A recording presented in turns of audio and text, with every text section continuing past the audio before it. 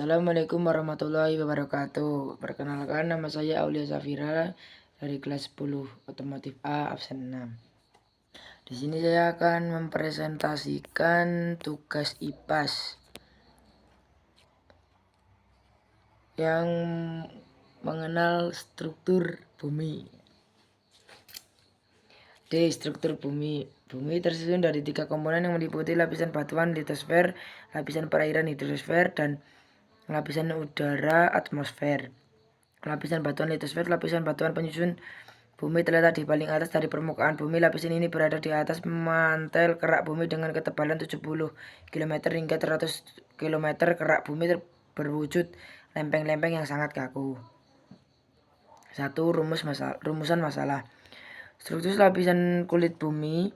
Bumi terdiri dari 3 lapis tersusun dari material seragam dan homogen. Anda dapat mempelajari karakteristiknya masing-masing. Berikut struktur lapisan kulit bumi. Lapisan bumi ini adalah lapisan bumi paling atas dengan ketebalan 70 hingga 100 km. Lapisan ini kaya akan unsur hara dan beberapa unsur logam. Selimut bumi. Lapisan batuan induk over material merupakan lapuk. Pada lapisan ini tanah terbentuk karena batuan induk yang tidak mudah lapuk. B. Lapisan tanah bawah subsoil merupakan lapisan lapuk tetapi sangat sulit ditembus oleh air. C. Lapisan tanah atas topsoil merupakan lapisan bahan organik dari lapisan tanah bawah yang bercampur dengan material hasil pelapukan. D. Lapisan tanah organik material merupakan lapisan paling atas di zona ini mengalami akumulasi inti bumi. Lapisan ini tersusun dari cairan logam berat, besi, dan nikel akibat adanya konveksi dari energi panas di inti bumi. Dengan begitu, material ini menjadi penyebab pergerakan lempeng yang sangat memengaruhi permukaan bumi. Materi cair ini keluar melalui letusan gunung berapi. Magma yang berhasil menembus keluar akan menjadi lelehan lava. Inti bumi. Inti bumi terbagi menjadi 2 bagian, yaitu inti luar. Bagian inti luar ini terletak pada kedalaman 2.900 km hingga 5.100 km di bawah permukaan bumi. Bagian ini berupa cairan yang tersusun dari besi, cairan dengan campuran nikel dan logam-logam lainnya. Suhu di bagian ini luar ini sangat tinggi, mencapai 3.700 derajat Celcius. 2. Inti dalam. Bagian inti dalam ini terletak pada kedalaman mulai dari 5.100 km hingga pusat bumi. Inti dalam ini berupa padatan yang tersusun dari besi dan nikel. Suhu di bagian inti dalam ini sangat tinggi, mencapai 4.500 derajat Celcius. Inti dalam ini merupakan sumber panas utama yang menyuplai panas ke seluruh bagian bumi. D. Batuan penyusun litosfer. Batuan penyusun litosfer terbagi menjadi 3 jenis batuan, yaitu 1. Batuan beku. Batuan beku berasal dari magma yang membeku dan menjadi batuan padat. Proses pembekuan magma ini bisa terjadi di dalam bumi atau di permukaan bumi. Berdasarkan proses pendinginannya, batuan beku terbagi menjadi 3 jenis, yaitu batuan beku dalam, batuan beku gang, dan batuan beku luar. Batuan sedimen. Batuan sedimen terbentuk dari hasil pelapukan batuan yang mengalami transportasi, diendapkan, kemudian mengalami pemadatan. Berdasarkan proses pembentukannya, batuan sedimen dibedakan menjadi beberapa jenis, yaitu batuan sedimen klastik, batuan sedimen kimiawi, dan batuan sedimen organik. 3. Batuan metamorf. Batuan metamorf adalah batuan yang mengalami perubahan bentuk akibat tekanan dan suhu tinggi. Perubahan ini menyebabkan batuan asal mengalami peningkatan kekerasan dan perubahan mineral yang ada di dalamnya. Lapisan perairan. Lapisan perairan hidrosfer. Lapisan perairan hidrosfer meliputi lautan, danau, sungai, air tanah, gletser, uap air yang terkandung pada atmosfer. Semua sumber air tersebut mengalami fenomena perubahan fisis yang dikenal dengan teori hidrologi. Teori hidrologi yaitu suatu proses daur selang air secara berurutan yang terjadi secara kontinu dan terus-menerus penurunan suhu uap air di atmosfer akan menyatakan peristiwa kondensasi pada ketinggian tertentu dan menjadi titik jenis daur hidrologi meliputi sebagai berikut. Daur pendek yaitu peristiwa penguapan air laut yang terpapar sinar matahari menjadi gas. Gas yang kaya akan uap air tersebut mengalami kondensasi merupakan kumpulan uap air yang disebut awan. Sebelum sampai ke daratan, kondisi awan mengalami kejenutan dan tidak mampu lagi menahan titik-titik air hingga terjadi hujan di permukaan laut. B. Daur sedang yaitu proses penguapan air yang berasal dari lautan. Awan yang berada di atas daratan lama-kelamaan mengalami kejenuhan lalu jatuh ke bumi sebagai hujan. Air hujan tersebut mengalir melalui selokan sungai dan saluran lain hingga kembali ke laut. C. Daur panjang yaitu proses penguapan air lautan yang kemudian terbawa oleh angin ke atas daratan. Pada ketinggian tertentu, pendingin uap air tersebut melampaui titik bekunya hingga menyebabkan terbentuknya awan yang mengandung kristal es. Awan tersebut selanjutnya turun sebagai hujan es atau salju. 2. Tahapan fenomena daur hidrologi disebabkan oleh beberapa faktor fisik sebagai berikut. A. Evaporasi yaitu proses penguapan air dari berbagai sumber di bumi. Sumber tersebut berasal dari laut, danau, sungai, rawa, atau permukaan tanah lembab. Uap air tersebut akan naik dan menjadi awan. B. Transpirasi yaitu proses penguapan air oleh tanaman, manusia, atau hewan pada saat melakukan pernapasan respirasi. C. Sublimasi yaitu proses penguapan es atau salju. Proses sublimasi es atau salju tanpa didahului dengan proses pencairan. D. Intersepsi yaitu penguapan yang terjadi pada air hujan yang tertahan pada E. Kondensasi yaitu perubahan fase uap menjadi titik-titik air yang berkumpul menjadi awan. F. Adveksi yaitu pergerakan butiran air dalam bentuk awan dari satu tempat ke tempat lain secara horizontal yang disebabkan oleh angin. G. Presipitasi yaitu jatuhnya air ke permukaan bumi dan kumpulan-kumpulan awan akibat awan mengalami kejenuhan. Bentuk presipitasi dapat berupa jatuhnya air hujan, hujan es, atau turunnya salju. H. Runoff yaitu mengalirnya air hujan di permukaan bumi yang berasal dari tempat tinggi ke tempat yang lebih rendah. 1. Perlokasi yaitu proses perembasan air hujan dari permukaan ke dalam tanah melalui pori-pori tanah yang longgar. Perlokasi sangat berperan dalam ketercukupan persediaan air tanah. B. Perairan darat. Perairan darat meliputi danau, telaga, rawa, sungai, serta air tanah. Berikut beberapa jenis perairan darat yang karakteristiknya. 1. Danau atau telaga yaitu perairan yang terbentuk dari kumpulan air tawar dalam ukuran besar. Kumpulan air ini menempati sebuah cekungan di daratan dengan teplan berkontur curam. Secara alamiah, danau terbentuk dari proses vulkanik ataupun tektonik. A. Danau vulkanik merupakan cekungan akibat peninggalan aktivitas vulkanik seperti letusan gunung berapi yang terisi air hingga terbentuk danau. Contoh danau vulkanik yaitu Danau Toba, Danau Tiga Warna, dan Telaga Sarangan. Danau tektonik merupakan cekungan akibat pergeseran lempeng gerak bumi di daerah perapatan yang terisi air hingga membentuk danau.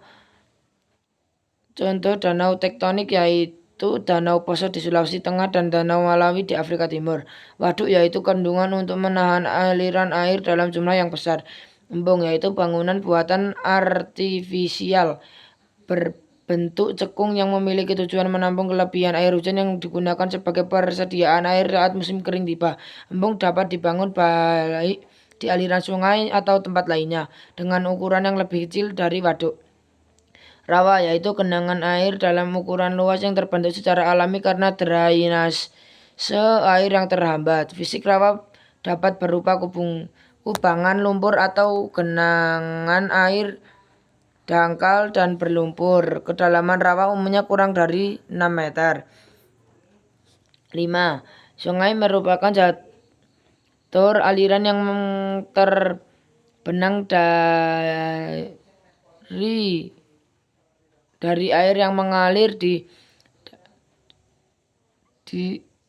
dan sangat menanjak secara alami oleh proses alami air laut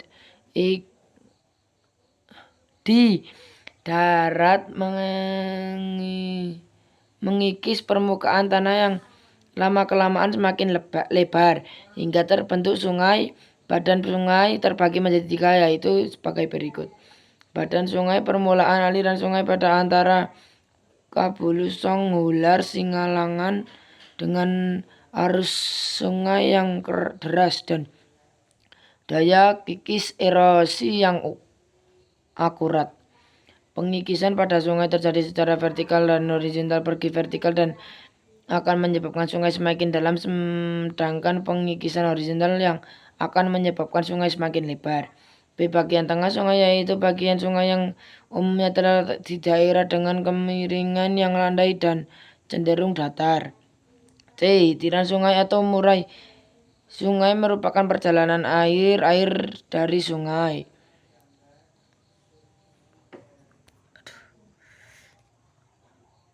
6. Air tanah yaitu segala bentuk aliran air yang mengalir di bawah permukaan pada buminya. Tanah menjadi dari resapan air hujan karena gaya gravitasi bumi, struktur lapisan tanah, dan perbedaan kelembapan tanah yang ada di bawah permukaan bumi. Di bawah permukaan bumi dibagi menjadi 2 yaitu air tanah freatik dan air tanah artesis. Air tanah freatik yaitu air tanah yang tersimpan di kerak bumi di atas lapisan batuan induk kedap air poren material. B. Air tanah artesis yaitu air tanah yang tersimpan di bawah lapisan batuan induk poren material. C. Lautan. Secara umum, laut merupakan kumpulan air asin yang sangat besar dan menghubungkan antara daratan di permukaan bumi. Ada 4 jenis lautan yaitu sebagai berikut. Samudra ocean yaitu lautan yang sangat luas yang umumnya memisahkan antara benua. Di bumi terdapat 5 samudra yaitu sebagai berikut. Samudra Pasifik merupakan samudra terbesar yang luas kira-kira sepertiga luas permukaan bumi yaitu 166 juta kilometer. B. Samudra Atlantik merupakan samudra kedua terbesar dengan luasan mencapai 1/6 luas permukaan bumi yaitu 82,4 km². C. Samudra India yaitu samudra yang membentang di sebelah timur benua Afrika, barat benua Australia, dan selatan benua Asia. D. Samudra Antartika merupakan samudra yang mengelilingi kutub selatan dengan luas perairan mencapai 20,33 juta km persegi. E. Samudra Arktik merupakan samudra yang mengelilingi kutub utara. Pada umumnya laut memisahkan antar pulau. 3. Selat yaitu bentangan air asin yang memisahkan antar pulau dalam jarak dekat. 4. Teluk yaitu air laut yang menjorok masuk ke dalam pulau. Contoh Teluk Penyu di Bali, Teluk Jakarta, dan masih banyak yang lainnya. Lapisan udara atmosfer merupakan lapisan udara yang menyelimuti bumi. Lapisan ini berfungsi sebagai selimut pelindung bumi baik dari serangan benda langit yang jatuh ke bumi maupun radiasi partikel matahari yang berbahaya pada siang hari serta menjadi penyimpan panas pada malam hari. A. Atmosfer atmosfer merupakan lapisan yang paling dekat dengan bumi. Lapisan ini memiliki tekanan udara yang paling tinggi dengan sebagian massa udara terkonsentrasi pada lapisan troposfer. Keadaan cuaca dapat berubah hal-hal sebagai berikut. Mendung, yaitu keadaan udara yang banyak mengandung uap air. Hujan, yaitu peristiwa kondensasi uap air di udara hingga turun dalam membentuk butiran-butiran air.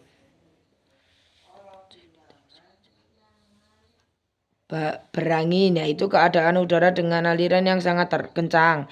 Petir, yaitu fenomena loncatan bunga api akibat interaksi muatan listrik statis di awan. Kelembapan udara, yaitu kondisi kandungan uap air di udara.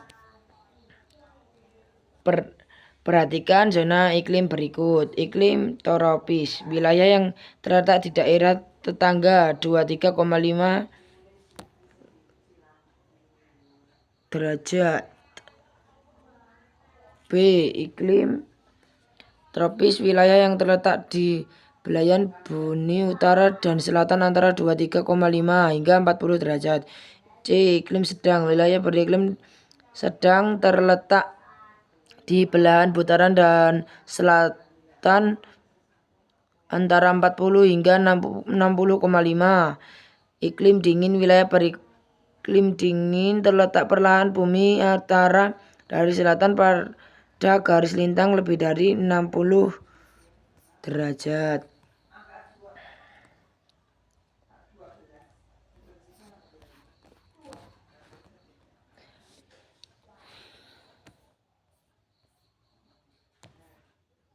Diketahui bahwa telah terjadi peningkatan suhu bumi sebesar 2 derajat Celcius sejak abad ke-19 dibanding dengan suhu di masa pra-industri.